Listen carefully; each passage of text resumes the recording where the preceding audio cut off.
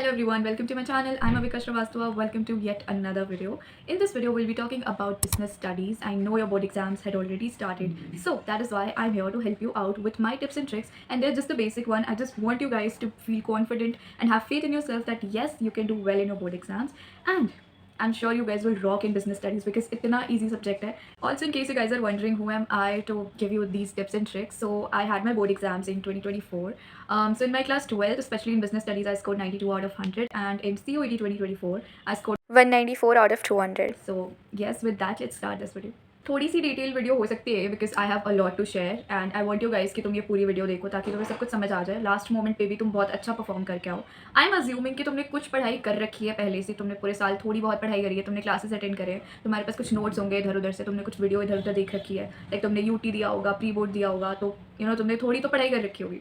और अगर नहीं भी कर रखी है तो भी आई वुड सजेस्ट कि तुम एक चैनल तो प्लीज़ ब्लाइंडली फॉलो करना, and that is Sunil Pandya sir का चैनल. ठीक है, वो अभी भी वीडियोस रेगुलरली बना रहे हैं एंड ये लास्ट के 4 दिनों में भी वो वीडियोस बहुत ज़्यादा अपलोड करने वाले हैं. तो प्लीज़ वो जो भी स्ट्रैटेजी बता रहे हैं, वो जो भी टारगेट तुम्हें दे रहे हैं कि तुम्हें इस दिन ये चैप्टर करना है, तुम्हें इस दिन ये केस स्टडी सॉल्व करनी है, या कोई भी वो क्वेश्चन करवा रहे हैं, प्लीज़ ट्रस्ट हिम ब्लाइंडली, क्योंकि वो बहुत सही चीज़ें करवाते हैं एंड एग्जाम में सीधा उठ के चीज़ें आती हैं. ठीक है, तो जो भी टाइम है तुम्हारे पास, तुम वीडियोज़ देखो. तुम अगर कुछ लिखना चाहते हो, कोई ऐसी चीज़ें हैं जो बहुत इंपॉर्टेंट हो, तुम बार बार भूल जा रहे हो, या तुमसे कोई तुम सैम्पल पेपर सॉल्व करो, तुमसे कुछ गलतियाँ हो रही है, तो प्लीज़ उसको कहीं लिख लो कि एग्जाम से जाने के पहले उस सुबह तुम उठो, वो कॉपी है, वो पेज देखो जहाँ पे गलतियाँ हो रही है, जो चीज़ें तुम्हें बार बार मेमोराइज करने की ज़रूरत है, उसको देख के ही एग्जाम में जाना. अब देखो लास्ट के 3-4 दिन बचे हैं और उसमें तुम्हें अपने रिसोर्सेज फैलाने की बिल्कुल भी ज़रूरत नहीं है कि इस चैनल से भी पढ़ लिए, उस चैनल से भी पढ़ लिए. बहुत सारी रिसोर्सेज तुम्हें अवेलेबल मिल रही हैं, बट तुम्हें कुछ एक ही चूज़ करना है, कोई एक ही चूज़ करना है. ठीक है, और तुम वही फॉलो करो. And trust me on this, मेरे बैच के जितने भी लोग हैं वो यही चीज़ बोलेंगे कि सुनील पांड्या सर हो गए, रजत अरोड़ा सर हो गए, इन लोग की वीडियोस जेनुअनली बहुत ज़्यादा एग्जाम ओरिएंटेड होती हैं एंड तुम्हें अच्छा स्कोर करने में इनकी वीडियोस बहुत ज़्यादा हेल्प करेंगी. अब तक अगर तुम लोगों ने नोट्स नहीं बनाया, कोई शॉर्ट नोट नहीं बनाया, because I use to make 1 page notes, एक चैप्टर के 1 पेज में ही सारी चीज़ें लिख देना, या जितने प्रोसेस होते थे स्टाफिंग के, प्लानिंग के, फिर मोटिवेशन के प्रोसेस एंड जितने भी प्रोसेस थे. ठीक है, तुम्हारी बुक पार्ट बी में भी बहुत चीज़ें हैं जो तुम्हें याद करनी है. तो उस टाइप की जो छोटी मोटी चीज़ें होती है जो हम भूल जाते हैं या एग्जाम में डायरेक्टली आ भी जाती है, तो वो चीज़ें I use to write on 1 page. तो अगर तुम लोग ने ऐसा नहीं किया है, no worries, I put a link. और तुम एक काम कर सकते हो, SPCC ऐप है, सुनील पांड्या सर का ही है, एंड वो ऐप इंस्टॉल कर लो. उसमें तुम्हें फ्री मटेरियल में जाना है, वहाँ पे तुम्हें ना 2024 के नोट्स मिल जाएंगे. तो प्लीज़ वो नोट्स तुम डाउनलोड कर लो, फ्री है, आराम से उससे पढ़ लो. ये 3-4 दिन बचे हैं, जितनी मेहनत कर लोगे उतना ही अच्छा है, बिकॉज एंड रिजल्ट जब अच्छा आएगा तो ये सारी मेहनत वर्थ इट लगेगी. तो ये 3-4 दिन सोना खाना पीना सब भूल के मैंने कहा कि पढ़ लो. और बिजनेस स्टडीज़ में जेन्युइनली कुछ इतना है ही नहीं. अगर तुम्हें थोड़ी बहुत भी पढ़ाई कर रखी है और जितना आई एम सजेस्टिंग यू उतना कर लो, बहुत है. चलो, तुम्हें चैनल भी पता चल गया, तुम्हें नोट्स कहाँ से ले रहे हैं वो भी पता चल गया, तो तुम्हारे पास रिसोर्सेज ओके है, मतलब अभी तक सब सॉर्टेड जा रहा है. अब तुम्हारे पास 2 बुक्स है बिजनेस स्टडीज़ की, पार्ट ए और पार्ट बी. एक आता है तुम्हारे 50 नंबर का, एक आता है 30 नंबर का. तो जो पार्ट बी है वो बहुत लोग को टफ लगता है. वो चैप्टर्स इतने टफ है नहीं ऑनेस्टली स्पीकिंग. तुम्हारा ये कंज्यूमर प्रोटेक्शन एक्ट वाला चैप्टर हो गया, उसमें कुछ भी नहीं है. तुम एक बार एनसीईआरटी में गो थ्रू कर लोगे ना, भले तुम कोई सी भी बुक फॉलो कर रहे हो, एक बार एनसीईआरटी, मेरी बात मान के, बिफोर एग्जामिनेशन तुम चाहे एक दिन पूरा एनसीईआरटी को दे दो कि तुम सुबह से लेकर शाम तक एनसीईआरटी पढ़ रहे हो, एक बार प्लीज गो थ्रू कर लेना, क्योंकि वहाँ से डायरेक्टली क्वेश्चन आते हैं. वो तुम्हें एमसीक्यूज में हेल्प करेंगे, वो तुम्हें सीओईटी में हेल्प करेंगे, वो तुम्हें आंसर फॉर्मेशन में भी हेल्प करेंगे. क्योंकि जब तुम्हें लॉन्ग क्वेश्चन लिखने को आएगा, तुम्हें जब आंसर लिखना पड़ेगा, तो तुम्हें पता तो होना चाहिए, तुम्हें वो कीवर्ड्स पता होने चाहिए, वो तुम्हें की पॉइंट्स पता होने चाहिए, और तुम उनको अंडरलाइन कर दोगे तो टीचर की पहली नजर ही उस पर जाती है, तो तुम ईजिली स्कोर कर पाओगे. ये छोटी छोटी चीज़ें होती है जो मिस कर देते हैं, but exam point of view से बहुत ज़्यादा इंपॉर्टेंट होती है. तो अगेन फॉर दिस कि तुम्हारे पास कीवर्ड्स तुम्हें नहीं पता है कि इस लाइन में कौन सी कीवर्ड है, तुम्हें बिल्कुल भी आइडिया नहीं लग रहा, तो तुम उसके लिए भी वीडियो देख लो. ठीक है, सब चीज़ अवेलेबल है. सुनील पांड्या सर के चैनल पे जाओ, तुम प्लेलिस्ट में जाओ, तुम्हें 2024 की प्लेलिस्ट उठा लो यार. अभी सर अपलोड कर रहे हैं, तुम अगर करंट की फॉलो करना चाहते हो तो करंट की फॉलो कर लो, फिर 2024 की उठा लोगे, तुम्हें वहाँ पे भी मिल जाएंगे कीवर्ड्स. वो सारे कीवर्ड्स याद कर लो. तुम्हें डेफिनेशन नहीं याद हो रही है, मान लो कोई आइडेंटिफाई करने वाला क्वेश्चन आ गया एमसीक्यू में, वो चीज़ें कैसे आइडेंटिफाई करनी है, केस स्टडी में कैसे आइडेंटिफाई करनी है, क्योंकि यार केस स्टडीज़ तो तुम्हारी बिजनेस स्टडीज़ में आने वाली है. तो ये चीज़ें बहुत ज़्यादा इंपॉर्टेंट है, तो उसके लिए तुम वीडियोस देखो. और दूसरी चीज़ तुम्हें ये करनी है कि सैम्पल पेपर ऑफिशियल जो सीबीएसई ने भी रिलीज़ किया, प्लीज़ उसको थोड़ा सा फॉलो करना. उससे होगा क्या कि हर साल कुछ ना कुछ चेंजेस आते रहते हैं. ठीक है, तो अगर तुमने सीबीएसई का सैम्पल पेपर एक बार सॉल्व कर लिया, एक बार देख लिया कि अच्छा इस चैप्टर से ये क्वेश्चन आ रहा है या ऐसे ऐसे क्वेश्चन आते हैं, तो तुम्हें अगेन एक एज मिल जाएगा. तुम बोर्ड एग्जाम से पहले ही एक बार तैयार हो जा रहे हो मेंटली कि अच्छा ये क्वेश्चन आते हैं, तुम प्रिपेयर हो रहे हो.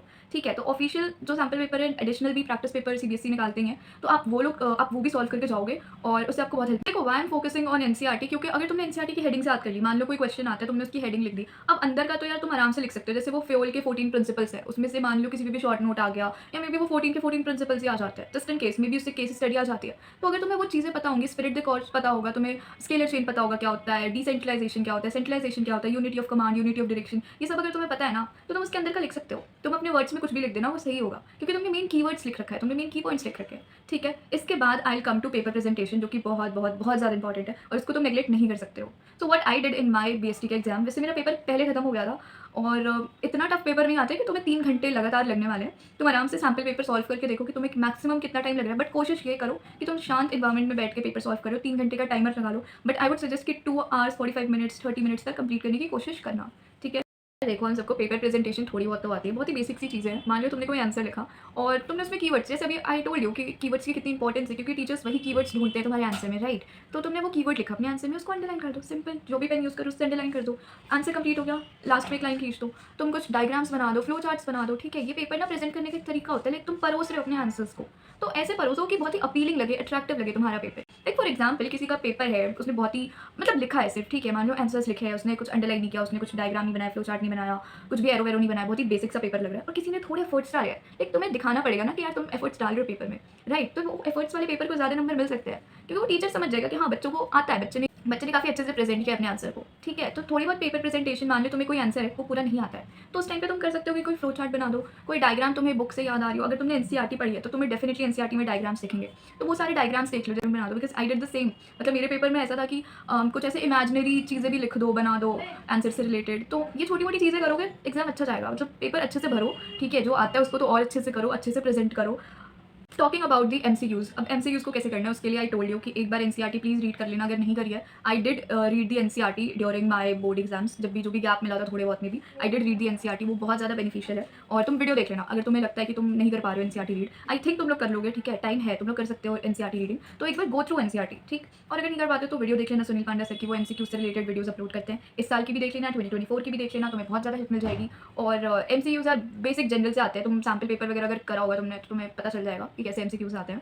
और केस स्टडी, सबसे इंपॉर्टेंट बात है केस स्टडी, ठीक है। केस स्टडी को कैसे, अब देखो केस स्टडी करने के 2 अप्रोचेस हो सकते हैं लोगों के, कोई पहले केस पढ़ता है फिर क्वेश्चन पढ़ता है, कोई क्वेश्चन पढ़ता है फिर केस पढ़ता है। तो तुम्हारे ऊपर है, तुमने अगर अब तक सैम्पल पेपर करे होंगे, कुछ भी क्वेश्चंस वगैरह करे होंगे, तो मे भी तुम्हें समझ आ रहा होगा कि कैसे करना है। बट अगर नहीं किया है कुछ भी, तो आई जस्ट सजेस्ट यू कि पहले क्वेश्चन पढ़ लो। पहले तुम्हें पता तो चले पूछ क्या रहा है। मान लो तुमने पूरी केस पढ़ ली, तुम्हें कितना ही याद रहेगा, तो पहले क्वेश्चन पढ़ो फिर केस पढ़ना। उसमें कुछ ना कुछ वर्ड्स ऐसे होते हैं जो यार मैच करते हैं, जो तुरंत समझ आ जाता है। बिजनेस स्टडीज में एक्चुअली चीज़ें समझ आ जाती हैं, राइट। तो तुमने जो कीवर्ड्स करे वो यहीं पे हेल्पफुल होने वाले हैं कि तुम्हें केस स्टडी में वो कीवर्ड्स ढूंढने के, अच्छा यहाँ पे ये दिख गया, अब वही चीज़ें उठा के तुम्हें अपने शब्दों में लिख देनी है, सिंपल।